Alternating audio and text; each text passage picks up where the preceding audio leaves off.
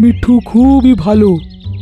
ও অন্যর মঙ্গলের জন্য ইচ্ছেটা চাইতো, তাই আমি ওর সব ইচ্ছেগুলো মানতাম। কিন্তু তুই একটা লোভী। তুই আমাকে দিয়ে পাপ করিয়েছিস, আর আমি তোকে তার শাস্তিটা দেবই।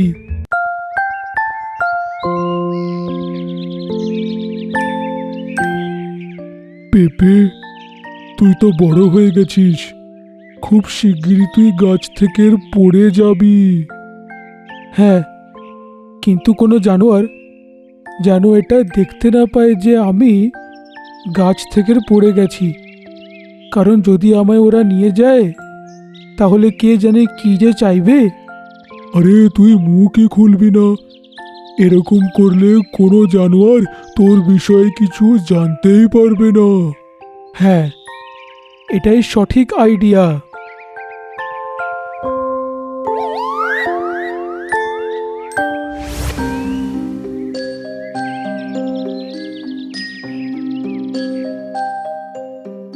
বাহ, পেয়ে গেলাম আজকের খাবার।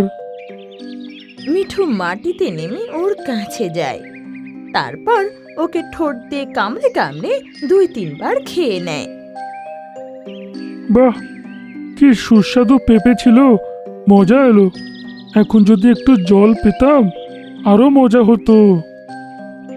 ওর এটা বলতে পেঁপে চকমক করে ওঠে, যেটা দেখে মিঠু চমকে যায়। আর তখনই ওর সামনে জল ভরা ঘর চলে আসে। আরে, এ আবার কি হলো? আমার কথা বলতে এখানে জল এসে গেল, আর এটা এত চকচক করছে। এটা কোনো জাদুর জিনিস নয় তো?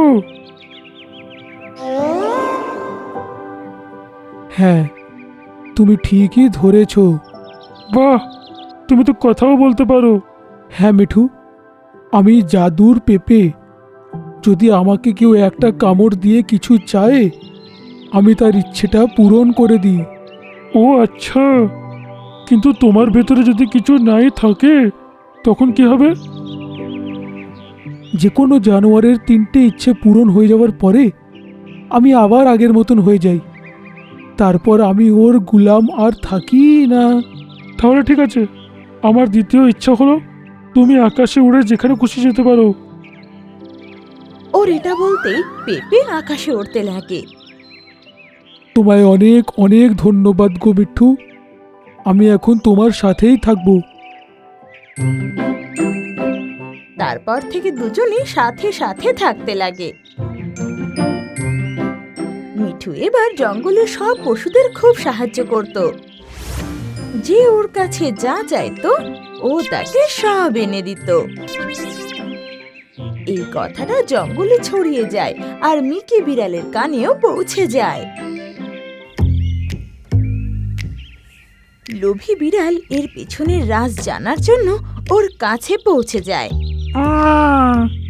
আমার কেউ সাহায্য করো। মিঠু, কোথায় আছিস রে তুই?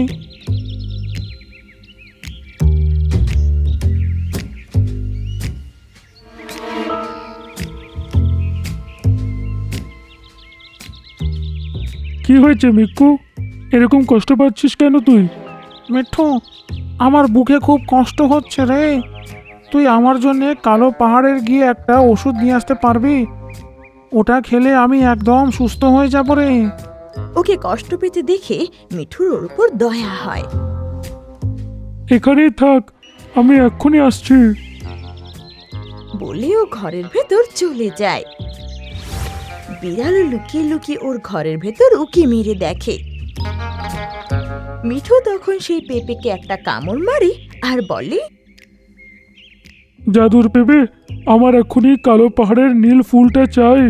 এটা শুনে পেঁপে চকমক করে ওঠে আর ওর সামনে নীল ফুল চলে আসে। এটা দেখে বিড়াল ভেতরে চলে আসে। আরে মিকু, তুই এখানে? হ্যাঁ, সব কিছু দেখে ফেলেছি। এটা বলে ও তাড়াতাড়ি পেঁপের কাছে গিয়ে একটা কামড় লাগিয়ে দেয়। এই জাদুর পেঁপে, আমি যা বলবো তুই তাই করবি। আমার সাথে আমার বাড়িতে চল। এটা বলতেই পেঁপে চকমক করে ওঠে আর হাওয়ায় উড়তে লাগে।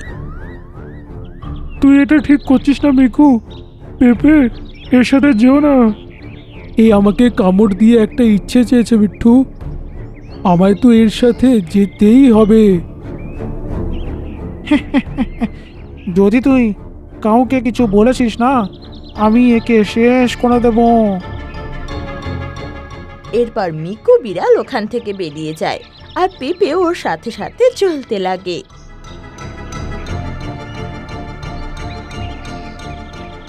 কে জানে এখন এ কি করবে। এই পেপে, আজ যে ভাল্লুক শিকার করেছে ওটা ওখান থেকে গায়েব করে আমার কাছে তুই নিয়ে আয়। এটা বলতেই পেঁপে চকমক করে ওঠে।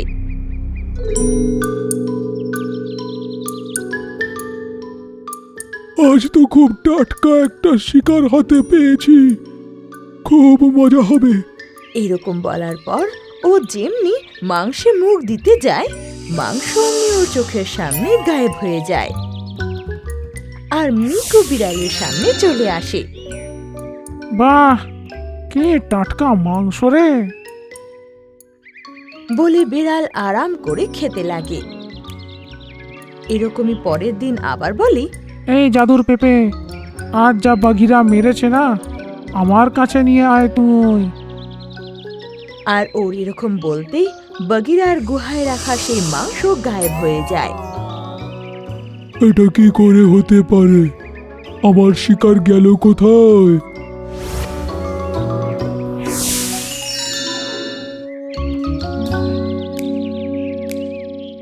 বাহ, এই মাংসটা তো গতকালের থেকে বেশি সুস্বাদু। বলে আরাম করে মাংস খেতে লাগে। পরের দিন মিকু বিড়াল ভাবে, আজ আমার ইচ্ছে শের খানের মারা ওই শিকারটার মাংসটা আমি খাই। এরকম ভেবে ও পেঁপেকে আদেশ দেয়। শের খান সেই দিন মোষের শিকার করেছিল আর সেটাকে নিজের গুহায় রেখেছিল, কিন্তু হঠাৎ সেটা গায়েব হয়ে যায় আর মিকু বিড়ালের কাছে পৌঁছে যায়। শের খানের খাবার চুরির খবর পুরো জঙ্গলে ছড়িয়ে যায় আর শের খান সন্ধেবেলায় সব পশু পাখিকে নিজের সভায় আসার আদেশ দেয়।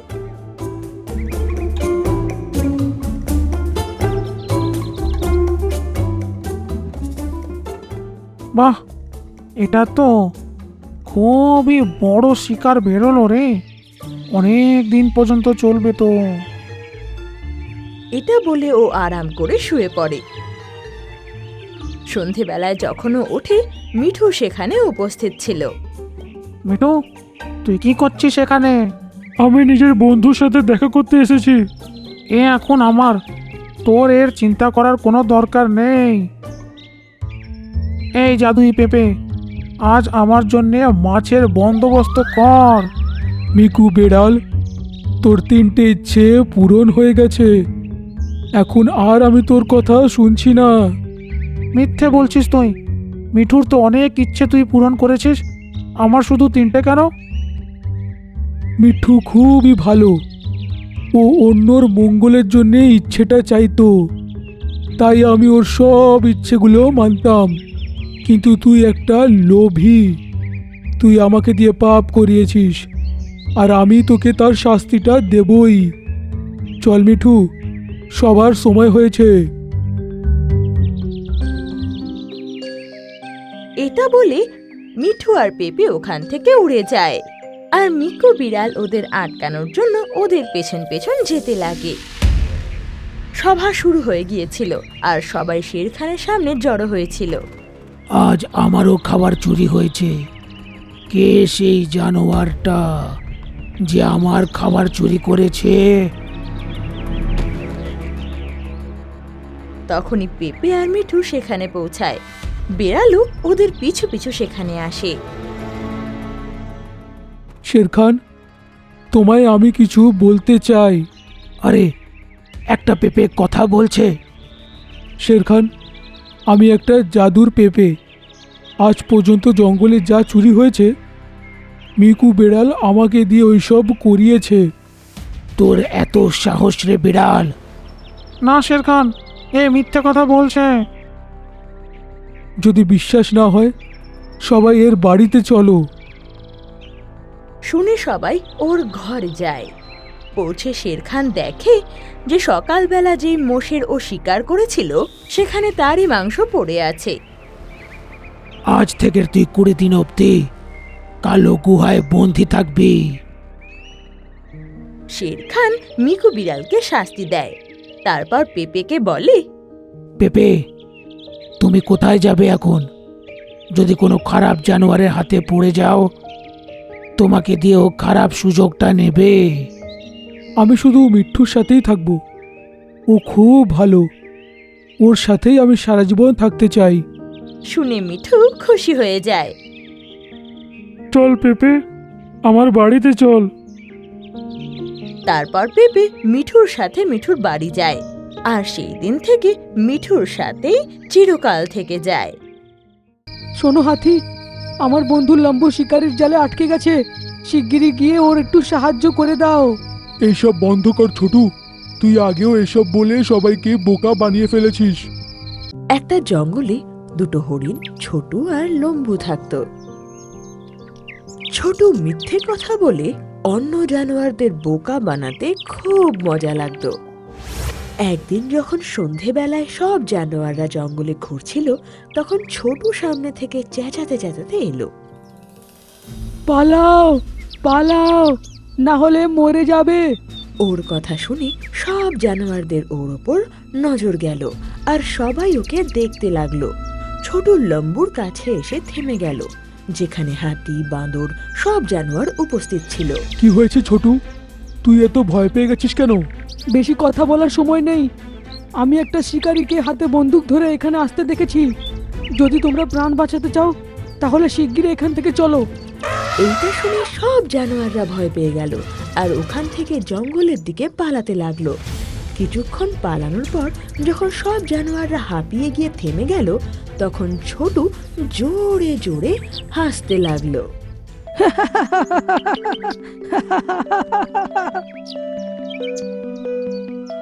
কি হয়েছে ছোটু, তুই এইভাবে হাসছিস কেন? তোমরা শিকারীর নাম শুনে যে কিরকম ভাবে পালাচ্ছিলে, আমার যে হাসি পেল না ওটা দেখে। শুনে সব জানোয়ার একে অপরকে দেখতে লাগলো, আর লম্বু বলে, এতে হাসার কি আছে? শিকারীকে আমরা সবাই তো ভয় পাই। ওর একটা গুলিতে আমরা যে কোনো সময় মারা যেতে পারি। তুমি কি ওকে দেখে পালাচ্ছিলে না? আমি তো তখন ভয় পাবো না যখন সত্যিকারের শিকারী আসবে। শুনে সব জানোয়ারদের খুব রাগ হলো, আর লম্বু বলল, তোর মানেটা কি? তুই তো বলেছিলি শিকারী আসছে, প্রাণ বাঁচিয়ে পালাতে। হ্যাঁ, আমি তো এমনি মজা করে বলে দিয়েছিলাম। আমি তো এখনো ওই কথাটা মনে করে হাসছি যে কিরকম তোমরা সবাই মিলে পালাচ্ছিলে। বলে ছোট জোরে জোরে হাসতে থাকে, আর বাকি জানোয়ারদের এই কথাতে ভীষণ খারাপ লাগলো। কিছুদিন পর রাতের বেলায় যখন সব জানোয়াররা নিজেদের নিজেদের কাজে ব্যস্ত ছিল, তখন ছোট দৌড়াতে দৌড়াতে এলো। পালাও পালাও পালাও, শিকারী বন্দুক ধরে আমাদের দিকেই আসছে। ওর এই কথা শুনে এইবার সব জানোয়ারদের মনে হলো ছোটু হয়তো এবার সত্যি কথা বলছে, তাই সব জানোয়াররা ওর সাথে সাথে নিজের প্রাণ বাঁচানোর জন্য পালাতে থাকে। অনেকক্ষণ পর যখন সব জানোয়াররা দৌড়ে হাঁপিয়ে যায় আর নিঃশ্বাস নিতে থাকে, ছোটুকে হাসতে দেখে এবার সবাই আশ্চর্য হয়ে গেল, আর হাতি বলল, কি হয়েছে তোর? এইবার কোন ব্যাপার নিয়ে হাসছিস তুই? আমি এইবারও মজা করেছিলাম। এইবারও কোনো শিকারী আসছে না। আমি তো তোমাদের সবাইকে বোকা বানাচ্ছিলাম। তোমার এই মিথ্যে কথা বলার অভ্যাসের কারণে একদিন কেউ তোমাকে বিশ্বাস করবে না। লম্বুর এরকম বলার পর সব জানোয়াররা নিজের নিজের রাস্তায় চলে গেল। পরের দিন ছোট জঙ্গলের সীমান্তে ঘুরছিল, তখন ও বুঝতে পারে একটা শিকারী কাঁধে জাল নিয়ে জঙ্গলের দিকেই আসছে। তখন ছোট দৌড়ে দৌড়ে জঙ্গলে বন্ধুদের কাছে এসে গেল। পালাও পালাও, জঙ্গলে শিকারি আসছে, নিজের প্রাণ বাঁচানোর আছে তো পালাও। শুনে এবার কারোরই ওর কথায় বিশ্বাস হয় না, আর হাতি বলে, তুমি এই কথা বলে আগেও আমাদের বোকা বানিয়ে ফেলেছো। এইবার তোমার চালাকি আমাদের সামনে চলবে না। কিন্তু এইবার আমি মিথ্যে কথা বলছি না, ওর কাছে জালও আছে। এটা শুনে সব জানোয়াররা নিজের নিজের কাজে চলে গেল। লম্বু তখনও দাঁড়িয়েছিল আর বলল, চলো একটু ঘুরে আসি। এমনিতেও তো তোর আজকে খারাপ লাগছে, কেউ তোর কথা শুনে আজকে পালাতে যায়নি। এরকম বলে লম্বু হাসতে থাকে আর দুজনে জঙ্গলে ঘুরতে থাকে। কিছুক্ষণ পর তারা এমন জায়গায় পৌঁছায় যেখানে চাঁদের আলো না হওয়ার কারণে অনেক অন্ধকার ছিল, আর ওখানে শিকারী নিজের জাল ছড়িয়ে রেখেছিল। লম্বুর পা ওখানে আটকে গেল আর ছাড়ানোর জন্যে ছটপট করতে থাকলো। ছোট দেখলো যে লম্বু ওখানে আটকে গেছে, তাই ওকে ছাড়ানোর অনেক চেষ্টা করতে থাকলো, কিন্তু লম্বু ওই জালে পুরোপুরি ফেসে গিয়েছিল আর নড়াচড়া করতে পারছিল না। ছোটু, এই ফাঁদ থেকে আমাকে বের করা তোর পক্ষে সম্ভব নয়। শিগগিরই গিয়ে কাউকে সাহায্যের জন্য ডাক, না হলে শিকারী এসে আমাকে সাথে নিয়ে চলে যাবে। শুনে ছোট ভীষণ ভয় পেয়ে গেল আর বলল, তুই চিন্তা করিস না লম্বু, আমি শিগগিরই কাউকে ডেকে আনছি। বলে ছোট ওখান থেকে চলে গেল আর সাহায্য চাইবার জন্য এদিক ওদিক ঘুরতে থাকলো। কিছুক্ষণ পর ও হাতিকে দেখতে পেল। শোনো হাতি, আমার বন্ধু লম্বু শিকারির জালে আটকে গেছে, শিগগিরই গিয়ে ওর একটু সাহায্য করে দাও। এইসব বন্ধ কর ছোটু, তুই আগেও এসব বলে সবাইকে বোকা বানিয়ে ফেলেছিস। কিন্তু আজ আমি মিথ্যে কথা বলছি না, আমার বিশ্বাস করো। আমি তোকে বিশ্বাস করি না, আমি এবার বোকা হব না। এরকম বলে হাতি ওখান থেকে চলে গেল আর ছোট দৌড়ে এগিয়ে গেল। কিছু দূর গাছের ওপর ও একটা বাঁদরকে বসে থাকতে দেখলো। বাদর ভাই, শিগগিরই আমার সাথে চলো, লম্বু শিকারির ফাঁদে আটকে গেছে। যদি ওকে না বাঁচাই তাহলে শিকারি ওকে নিয়ে চলে যাবে। ছোট ভাই, এর আগেও তুই দুবার বোকা বানিয়ে দিয়েছিস আমাদের মিথ্যে কথা বলে, তোর চালাকি এখন আর চলবে না। কিন্তু আমার কথা তো শোনো। বাঁদর ওর কথা পুরো না শুনেই গাছের ওপর লাফাতে লাফাতে চলে গেল। এখন ছোটু নিজের ভুল বুঝতে পেরেছিল। ও নিজের মুখ শুকিয়ে একলা একলা লম্বুর কাছে ফিরে এলো। পৌঁছাতে পৌঁছাতে ওর দিন পেরিয়ে গেল। যখন ও পৌঁছালো, ওকে একলা দেখে লম্বু আশ্চর্য হয়ে গেল। কি হয়েছে ছোটু, তুই কি কাউকে পেলি না? আমি যাকে সাহায্যের জন্য বললাম সবাই এটাই ভাবলো যে আমি ঠাট্টা করছি। যদি আমার মিথ্যে কথা বলে লোকেদের বোকা বানানোর অভ্যেসটা না হতো তাহলে ওরা আমার কথা বিশ্বাস করত। তখন ছোটুর নজর উপরে লাফানো এক বাঁদরের উপর পড়ল আর ও লম্বুকে বলল, ওই দেখো বাঁদর, তুমি ওকে সাহায্যের জন্য বলো কোথাও চলে না যাক। শুনে লম্বু জোরে জোরে আওয়াজ করতে আরম্ভ করলো, যেটা দেখে বাঁদরের ওর ওপর নজর গেল আর ও ওখান থেকে নেমে এসে দেখতে লাগলো। বাঁদর দেখলো যে লম্বু ফাঁদে আটকে গেছে আর ছোটু ওর কাছেই দাঁড়িয়ে আছে। আরে, আমি তো ভেবেছিলাম প্রতিবারের মতন এবারও ছোট মিথ্যে কথা বলছে, কিন্তু তুমি তো সত্যিই আটকে গেছো। বলে বাঁদর ফাঁদকে কাটার অনেক চেষ্টা করলো, কিন্তু ওর চেষ্টা বৃথা হয়ে গেল। তুমি চিন্তা করো না, আমি এক্ষুনি হাতিকে ডেকে আনছি, এই ফাঁদ থেকে ওই তোমাদের ছাড়াতে পারে। বলে বাঁদর ওখান থেকে চলে গেল। কিছুক্ষণ পর ও যখন ফিরে এলো, ওর সাথে হাতি, ভালুক আরো অনেক জানোয়ার এসে গেল। এইটা দেখে ছোটু আর লম্বু ভীষণ খুশি হয়ে গেল। হাতি নিজের মজবুত দাঁত জালের ভেতর ঢোকালো আর ওপরে ওঠালো, আর জাল একদিক দিয়ে খুলে গেল আর লম্বু অর্ধেক জাল থেকে বেরিয়ে গেল। কিন্তু যখন অন্য দিক দিয়ে শিকারীকে আসতে দেখলো, তখন সব জানোয়াররা ওখান থেকে পালিয়ে গেল। শিকারী যখন লম্বুকে জালে আটকে থাকতে দেখলো, ও ভীষণ খুশি হয়ে গেল। এখন ছোট যখন একটু দূরে দাঁড়িয়েছিল, ও ইচ্ছে করে আওয়াজ করতে আরম্ভ করে দিল আর শিকারীর দিকে পিঠ করে দাঁড়িয়ে গেল। এইটা দেখে শিকারী ভাবল যে একজনকে তো পাওয়াই গেছে, যদি আরেকজনও পাওয়া যায় তাহলে মজাই এসে যায়। এই ভেবে ও ছোটুর দিকে আস্তে আস্তে এগোতে থাকে। এইটা দেখে হাতি আবার লম্বুর কাছে এলো। ও জালের অন্যদিকে দাঁত ঢুকিয়ে ওই জালটাকে ছিঁড়ে দিল। লম্বু এবার ছাড়া পেয়ে চেঁচালো, ছোটু, শিকারি তোর দিকে এগোচ্ছে, নিজেকে বাঁচা।